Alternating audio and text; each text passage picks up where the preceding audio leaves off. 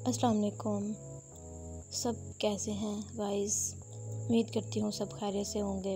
ये मेरा आज फर्स्ट व्लॉग है। मैंने कहा आपके साथ अपनी डेली रूटीन शेयर की जाए। मैं सुबह उठ के मैंने अपनी बेटी अरूज फ़ातिमा के लिए दूध गर्म किया, उसको दूध दिया।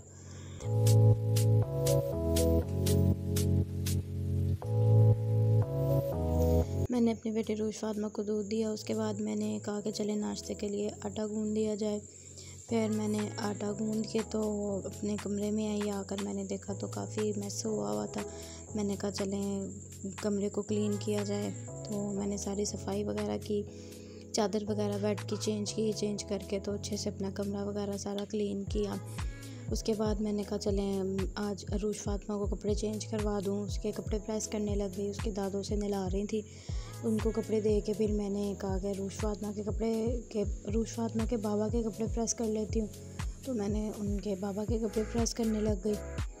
कपड़े प्रेस करके तो उनको बोला कि आप नहा लें।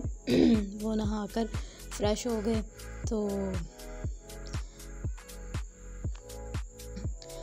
फिर मैं नाश्ता बनाने लगी। अरूज फ़ातिमा का नाश्ता मैंने कहा उसका पराठा बना के, तो उसको भूख लग गई थी। उसके दादों ने उसको कपड़े वगैरह चेंज करवा दिए थे।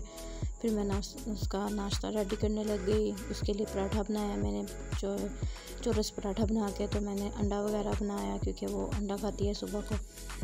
तो अंडा वगैरह मैंने उसका फिर ये मैंने थोड़ा सा नमक डाला, थोड़ी सी लाल मिर्च डाली, उसे अच्छे से मिक्स किया। फिर मैंने उसमें अंडा तोड़ के डाल दिया, उसे अच्छे से मिक्स किया। मिक्स करने के बाद अरूज फ़ातिमा का नाश्ता रेडी करके उसके दादों को दिया। वो नाश्ता करवा रही थी। मैंने कहा मैं बाकी सबके लिए नाश्ता बना लूँ। फिर मैंने बाकी किचन में आके बाकी सबके लिए नाश्ते की तैयारी करने लग गई।